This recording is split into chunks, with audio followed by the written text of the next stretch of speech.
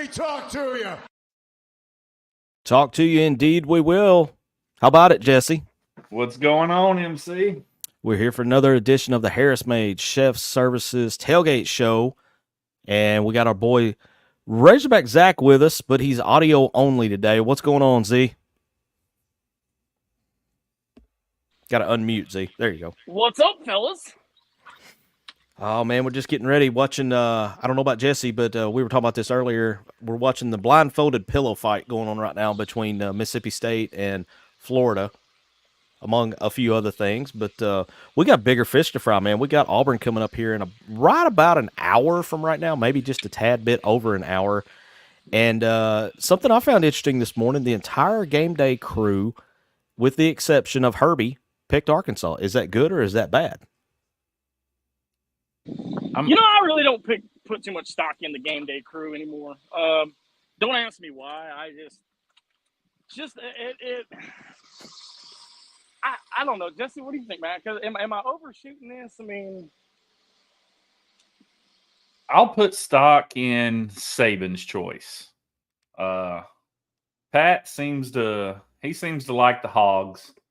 Yeah. He blows us up on social media. He seems to have a soft spot for the Hogs, and it could just be Saban hates Auburn because he was at Alabama for eternity. But listening to some more people break down the game, I've got a little different outlook going into this game than I did Wednesday night. Yeah, that's kind of me. I listened to a couple other shows this week while I was at work, and most of them, said, look, as long as Taylor Green doesn't turn the ball over, Arkansas should win this game and should win it fairly comfortably, which I was a little surprised by. But I always like to hear outsiders' takes on it, because a lot of times, even though I try to keep things, coming from my head rather than my heart, that heart gets in the way a lot of times. And I just, I always like it when outsiders say, well, if Arkansas can do this and this, then they should win comfortably. And that's what I heard again and again going on this week. The big matchup seems to be Arkansas's offense apparently has an advantage over the Auburn defense. Now, will it play out that way? We'll see. You're not taking into account the fact that this is Jordan-Hare. This is a tough place to play. Middle of the day, so you're not getting that early morning visiting team, boost that you usually get off an 11 a.m. game. Fans have had a little bit of time to pregame, some kegs and eggs this morning, and they're gonna be loosened up a little bit, not like they would for a night game, but I think the crowd will play a role. If Arkansas can take the crowd out of it early, would definitely be to their advantage. I think the biggest thing I've heard and biggest thing I'm looking for is you got a redshirt freshman quarterback for Auburn. Can we get pressure on the quarterback? Yeah. Well, what were you about to say, Zach? I just said him and step on your toes there, buddy. All good, Z. No, I agree with that, Jesse. The telltale story for Arkansas on the defensive side is they've got to be able to get pressure, which is something they've not done to this point. We need Landon Jackson to step up and be the Landon Jackson that was hyped in the preseason about being, arguably one of the best defensive players in the league. We haven't seen that yet. I don't know if, I haven't looked at the film and studied it enough to see if he is picking up double teams all the time or what, but we need to see a big game from him. We need to have him have a few TFLs and maybe a sack or two to kind of set the tone for this game early on. When on the season, 4 of those came in the first game of the year. We have got to get pressure on this quarterback. He's a freshman quarterback. He hasn't started all that much. He kind of struggled last week. Yeah, the kid's got talent, and he's highly touted quarterback, but he is a freshman. And, and the other thing we haven't talked about yet, Jesse, T. Will's an Auburn guy. He played at Auburn. So he wants to go in and have his defense make a really good impression in this game. There's a second level to getting pressure on the quarterback we need to talk about too. Injury bugs running wild on the hill. Oh, man. And our secondary is very, very depleted. So we can't force them to cover for 10, 15 seconds. Yeah. We need to get to him 3 seconds. Play needs to be developing or over. Yeah, it needs to. The pressure needs to come, and man, you talk about depleted. Just I don't understand how. What is this, week 4? And we've got guys basically hitting the training room like it's week 11 or week 12. I don't know what happened there, but we're definitely going to miss Hudson Clark. Braxton is out as well. Seems like there was somebody else that was listed as questionable in the secondary, and the secondary was not a deep spot to begin with. So you take those guys out, and you're really putting a lot more pressure on your front 7 to help them out. Yeah, the transfers are going to have to step up big time today. Danico Slaughter's going to have to clean his game up. Jaheim Singletary can't be missing in action again this week. Those two are going to have huge games, along with Nico Davier, Cameron Ball, and Landon Jackson. Yeah, it's, it starts with getting the pressure. If we can get the pressure and not allow that freshman quarterback time to make his reads, then I think we'll be in pretty good shape. The other thing on the other side of the ball is we've got to have some receivers other than Andrew Armstrong step up and be ready to catch the ball. We got to target Luke Has. Yeah, that's where I was headed next.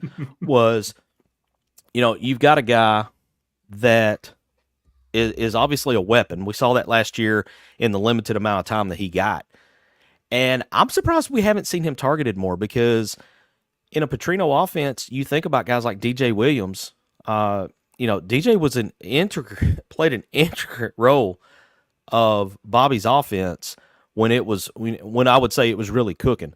I mean, there were so many games early on that one of the first 2 or 3 plays would be that slow little tight end drag route across the middle for a 7, 8, 9 yard gain to kind of set the tone and get the offense rolling. And we've just not seen that with him or Washington, either one. Forget Has. If he's still not 100%, you've still got the Washington kid there that is a solid tight end in his own right. On DJ's breakdown, missed a wide open touchdown to Ty Washington. He was streaking, had everybody beat. Yep. Throw the ball out there, let him run under it. Yeah, and it was, and hopefully Talon has been able to sit down and look at some of this stuff and get some of that cleaned up, because we can't have the same mistakes happening again this week that happened last week at UAB and even at Oklahoma State in the second half to an extent, because you've got to get rid of that ball. As DJ has pointed this out several times on these breakdowns, which is what I love. These things are so great. He's pointed out that it feels like to him, Talon's not trusting the offense yet, because he's way late. He's wanting the play to fully develop before he releases the ball, and he's a good 2 seconds behind where he should be when he releases. If he can start releasing that on point and just trust the offense and trust the process that it's going to work, his numbers are going to skyrocket. And it's not like his numbers are terrible now, but they're going to skyrocket even more, because he's going to have a lot more big gains and a lot more touchdowns on his resume. But it all comes back to him. Can he mentally focus himself to where he's trusting what's being called and trusting what he's seeing? Yeah, DJ breaks it down excellent. And you see on film, release the ball 1.5, 2 seconds earlier. Trust your teammates, trust the process. And Petrino's laid it out there. Yeah, it's Petrino level 1000 course, as DJ said, but right. It's better than most of these defenses can handle. Yeah. I think we got Zach back now. I'm hearing a tad bit of echo. We got you back, Z? Maybe, maybe not. Technology's great till it ain't. So we'll keep rolling along. Jesse, in regards to the kicker, we saw the kicker come in last week, hit a 51-yarder. Not necessarily a pressure-packed situation, but anytime you can put a 51-yarder on the board is got to be good for the kicker's confidence.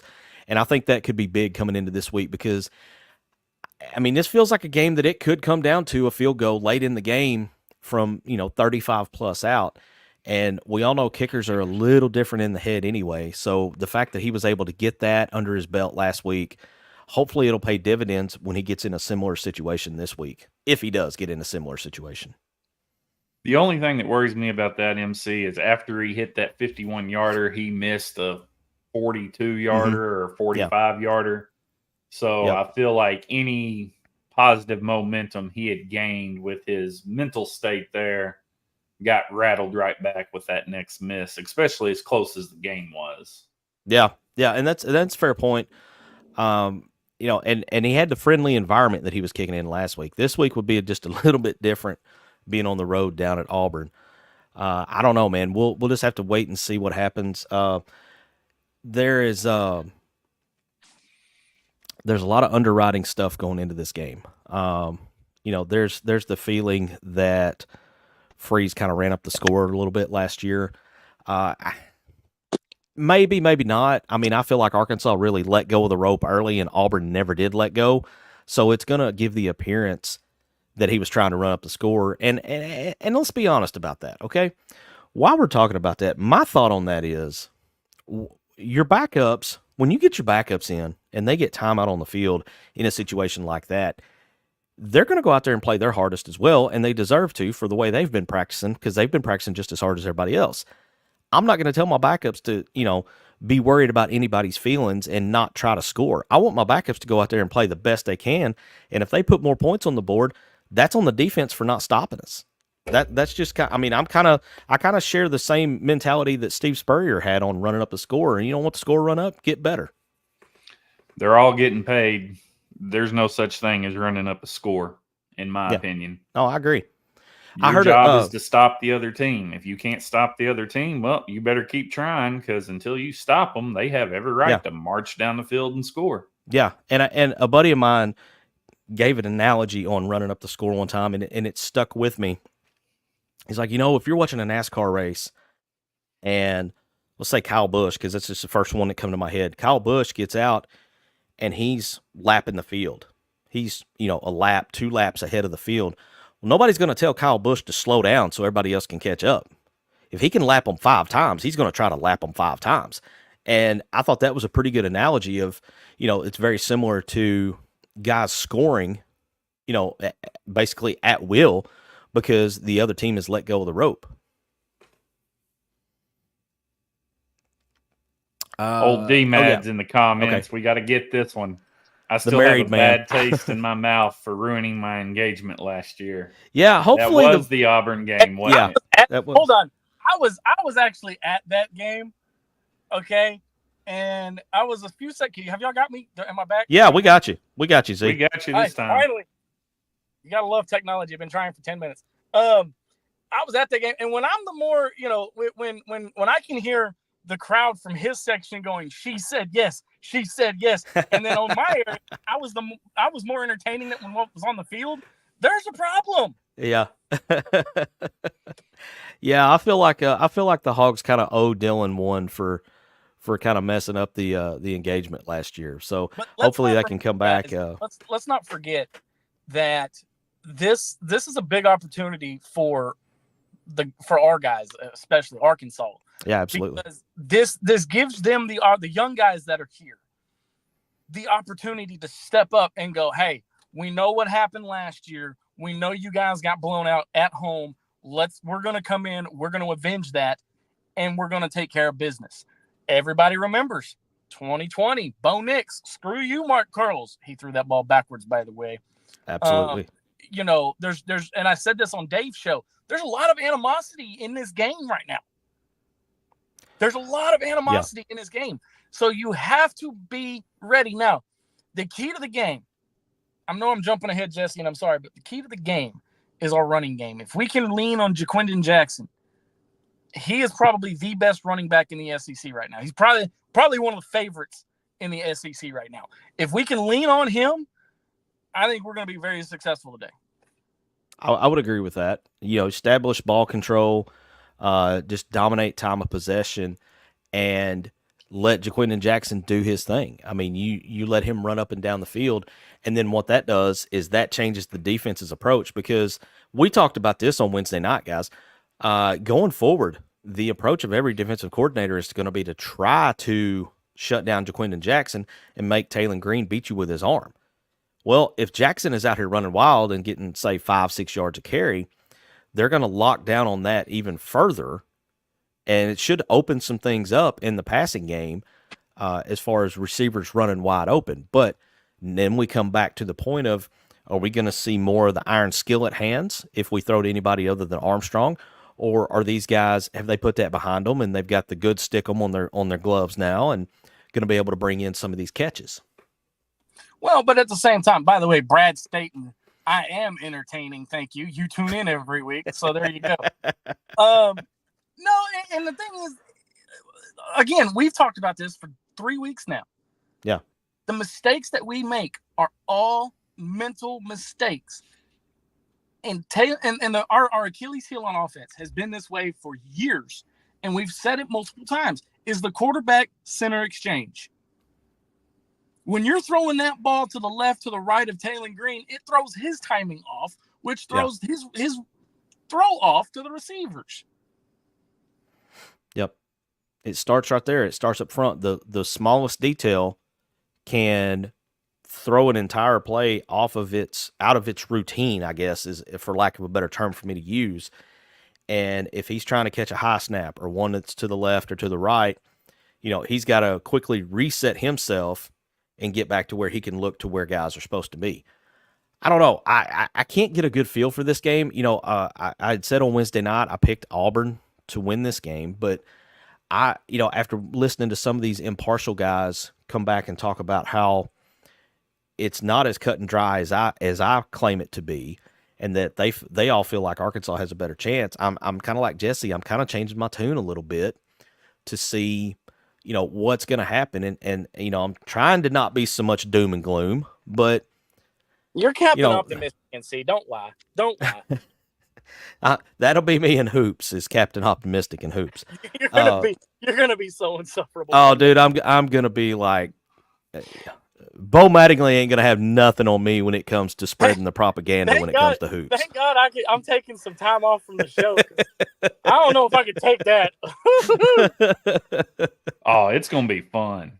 Yeah, but on that note, guys, let's go ahead and get to a break. When we come back from the break, we'll talk about the availability report, who we've got where we're going to be short at, kind of break down that aspect and get some more comments, and we'll go from there. So back right after this from Harris Made Chef Services. Chef James Harris is the go-to for our catering needs at Inside the Hog Pit, and he should be yours as well. Whether it's tailgating, a wedding celebration, or a simple Wednesday night meal that you don't have to prepare, Chef James builds the platform for an incredible dining experience.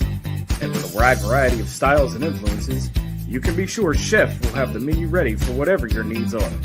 Oh, and by the way, fellas, looking for a romantic date idea? Chef James offers private chef services as well. Think about it. Just you, your significant other, and a beautifully prepared meal all in the comfort of your own home.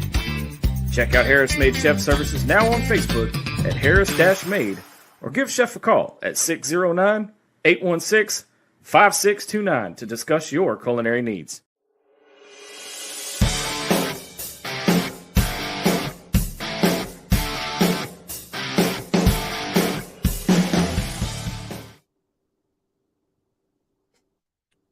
What's going on, MC? Not too long before we took that last break, Mississippi State done about the most Mississippi State thing they could do. I don't know if you saw that on your quad play, but that was a Dan Enos call on 4th and goal. Oh, it was brutal. Zach, did you happen to catch that play on your end? I am not in studio this week, fellas. I'm out and about trying to get things ready for Inside the Hog Pen special appearance at the 2024 Litter Oktoberfest. And if I can, I got to make this announcement. It is a blockbuster event happening next Saturday because for the first time ever, it is the biggest crossover in Razorback podcasts. It is me, the loudest mouth in the fan base, your MC of the event. No pun intended there, buddy. Alongside my special guest host, none other than Matt Hart from Hawg HQ. It is the biggest event, what I like to take from WWE, the biggest event of the summer, the 2024 Litter Oktoberfest. Technically, we're still in summer, so you can get by with that. Dude, it is. Y'all are inside in the air conditioning. Holy hell out here, Batman. It is like 300,000 degrees. So before we got rained and lightninged out at my son's game this morning, I stepped outside to start getting the car ready and everything like that. And I come back in and told my wife, I'm like, this feels like a day in the middle of July already. Yes. This does not feel like mid September. Yep. Jesse, I see some comments over here I want to get to if we want to start rolling through these a little bit because we've got some good ones here. I already know where you're going to hone in on. All right, we'll throw Brad Staten up there. I suck as a fan since I criticized where we are as a program a couple nights ago. I need to find a new team. Brad thinking about entering the portal? I hear Air Force needs a new fan. Brad Staten. He's not one I had for the fan transfer portal. Hey guys, throw this one up there too. He tunes in for MC Zach. Yeah. Oh my goodness. Why don't you tune into the new episode of Hawg Havoc coming soon? And we'll talk. Speaking of, guys, let's not forget ITHP moving to a new night. Yep. Yes, Thursday night, 7 p.m. Sorry, I got distracted. Florida just fumbled into the end zone. Neither team wants to score anymore. Yeah. They've reached their limit. That is, golly. Hey, let's talk. Guys, let me get you guys' thoughts on this. Okay. Next week, a big matchup is happening in Tuscaloosa with Alabama and Georgia. Now, everybody knows Georgia's won the last 5 out of 6 meetings? Something like that, I think. They just tend to lose in Atlanta when it matters. Yeah, they tend to lose in Atlanta when it matters. But that's a big one coming up. You've also got the Red River rivalry coming out. Where's Loki to correct you when we need him? Yeah, no doubt. Yeah, the Red River shootout. It's the shootout, yes, but it's like the world's largest outdoor cocktail party has now become the world's largest outdoor tailgate, I think is what they call it now. No.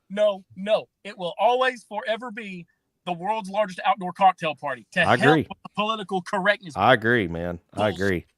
Stuff. No, we got so Georgia Bama next week. The week after we'll have the Red River shootout, and Quinn Ewers should be back by then. We got some good games coming up. Well, and we've got some good games on the slate for later today as well. A lot of top 25 matchups. You've got Heupel's return. Yeah, that's the 6:30 game on ABC, ESPN, one of the two. I don't Tennessee think it's going to be a good game. I think Oklahoma is really hyped, and I think they may play with them for a quarter, maybe a half. But I think Tennessee's too much, man. They've got too many weapons on offense, and their defense is not getting the love that it should be getting right now because that defense is pretty stout. Here's the thing: everybody's talking about Georgia, everybody's talking about Texas. Nobody's talking about how scary good Tennessee is now. That's true. And I think they're right there in the mix. I mean, you've got a couple games coming up. This is the first one. This is the first SEC game for Oklahoma as a member of the conference. So, I mean, nothing like coming straight into the fire right off the bat. You get Tennessee coming into your house, and we all know how the Sooner fan base feels about that ugly orange. It might be a different shade, but to them, I think ugly orange is ugly orange. So they'll be hyped. They'll be ready. I just don't know that they have enough of what they need to pull off the upset today. Another thing on Tennessee, though, Tennessee hadn't played anybody yet. This is true. That's true as well. Yeah, because NC State was a pretender, and that was confirmed today. Last I seen, they were down by like 40 or 45 to. Who were they playing today? Clemson. Yeah, Clemson put up almost 50 in the first half on NC State, and that kind of surprised me because I expected more out of them. I thought they were not the pretender as you correctly labeled them to be. Guys, look, what about Kentucky? Should Mark Stoops be worried about his job dropping 0-2? Man, I don't know. They're a hard one to figure out because, in all honesty, they had no business losing that game to South Carolina the way they did. And then to come back and to have Georgia on the ropes and have them wobbling and just not be able to knock them off their feet when they had the opportunity. I mean, that's a soul-crushing loss right there. So I'm anxious to see what they come back with and see if they go to 0-3 or if they pick up a W. I'll tell you guys one game that I'm going to keep an eye on that I think has doesn't have my full-blown attention, but it's got my attention enough I'll be score watching all day, and that's Vanderbilt going to Missouri. And I know everybody's looking at me like, Vanderbilt? What the hell? But I don't know, man. There's something about that game that I don't know that Missouri's going to be able to pull away like everybody expects them to. Vandy has, they had the really bad loss at Georgia State, but I do feel like this Vanderbilt team might be just a little bit different. They might be a little more competitive than they normally are. And with Missouri having a harder than they expected fought win over Boston College, I think this one could be closer than the experts think. I think that's going to be a good game. It seems like Mizzou always stumbles in Como against Vandy. Yep.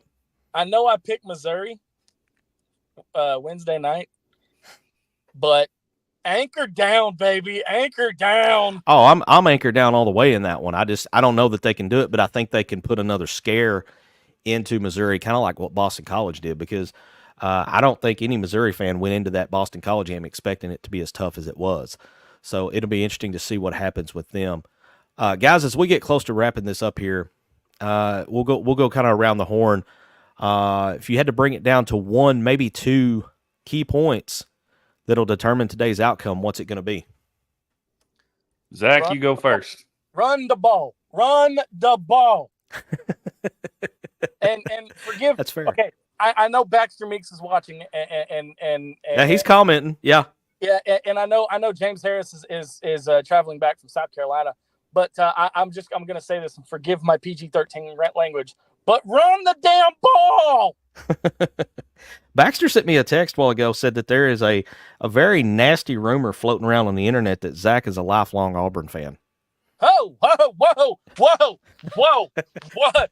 I mean, that may be one of the biggest insults anybody's ever given you, Zach. I mean, you can be called a lot of things, but you don't want to be called an Auburn fan, right? Not Hawg Havoc. I cannot say what I'm thinking right now. Yeah, there you go. Save it for Hawg Havoc. But I will say, all right, Jesse. I will say this because he's commenting and because we've mentioned him. Baxter, we have done you a favor and have moved the show.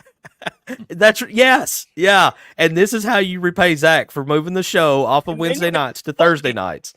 This is the repayment. Wait, what is it? What's that line? What's that line from Godfather? You can insult my intelligence. You can insult my family. But you can never insult me. I don't know. All right, Jesse, two keys real quick for today's game. Two keys. Take care of they're going to be the most basic keys ever. Take care of the ball, and we need to get pressure on Hank Brown. Yep. That's one of mine. That's one of mine is to get pressure on the quarterback, the redshirt freshman coming in, making a big start here. First SEC start for him. Got to get pressure on him. And then I'm just going to throw this out there too. We touched on this earlier in the show. Luke Haas. That's all I'm going to say. Luke Haas. He needs to touch the ball. We need at least 60, 70 yards of receptions out of him and maybe a score. Yeah, but he doesn't need to be an All-American blocker. Yeah, right. What were you saying, Zach? But again, in order for him to get those catches, Taylor Green has to accurately throw the freaking ball. Yeah, but I think Haas is good enough. If you get it in the vicinity, he's going to get it. If he can get his hand on it, he's going to bring it in for a reception. We thought the same thing about Tyrone Broden, and well, that's fair. 500 feet. Yeah, and then skilled hands. Armstrong throwing it at the feet of the guy. I mean, hit him in the breadbasket. That's all I'm saying. Yeah, we got to, and I would like to see some kind of something out of Isaiah Satania today as well. We've not seen a whole lot from him outside of the Pine Bluff game, if I remember correctly. I don't think he had much at Oklahoma State, but I don't remember now. I've tried to block that game out of my brain. I'll give you another key to the game, MC. All right. Make a damn field goal. Please. Yeah, we touched on that a little bit earlier in the game too, and I think that's vital. The more confidence that this guy can get as he goes along, Ramsey, I think is his name. and the more confidence you can get in your kicker, the better off you'll be in the long run. So, hey, we're going to go ahead and jump out of here. We're going to give everybody about 30 minutes before time to sit down and get locked in on this game, so you can go get your cold drinks, you can get your food, you can get whatever you need. Appreciate everybody coming in and commenting in the live fan feedback here on the Harris Made Chef Services Tailgate Show. We'll be back roughly 30 minutes or so after the final horn goes off this afternoon. Hopefully we're talking about a big win. We'll have to see what happens, but when these two teams get together, I don't take anything off the table from being possible in this one. So, Zach, appreciate you jumping in audio, man. I know you got a lot of stuff going on, and it just happened to work out by chance that I was able to be here. Originally, I wasn't going to be here, but it worked out. I'm glad to be able to do it on the last second notice like this. And like I said, 30 minutes after the final horn, we'll be back for the Allen Kerr Advisors fifth quarter show. Jesse, anything else you want to add before we get out of here? Looking at this Florida-Mississippi State game, it's out of hand and 6:40 left, so maybe we won't start on the Ocho today. We can always hope. Yeah, it's gotten a little out of reach for Mississippi State, so we should be pretty close to on time here. And all right, well, that's going to do it for the Harris Made Chef Services. Yo, what you got? Okay, and it's very, very important. Okay. Touchdown, Arkansas! There we go. I'll take it. All right, for Razorback Zach and Jesse the Beard Thurman, I'm your boy MC. We'll see you guys post-game later on today. Chef James Harris is the go-to for our catering needs at Inside the Hog Pit, and he should be yours as well. Whether it's tailgating, a wedding celebration, or a simple Wednesday night meal that you don't have to prepare, Chef James builds the platform for an incredible dining experience. And with a wide variety of styles and influences, you can be sure Chef will have the menu ready for whatever your needs are. Oh, and by the way, fellas, looking for a romantic date idea? Chef James offers private chef services as well. Think about it. Just you, your significant other,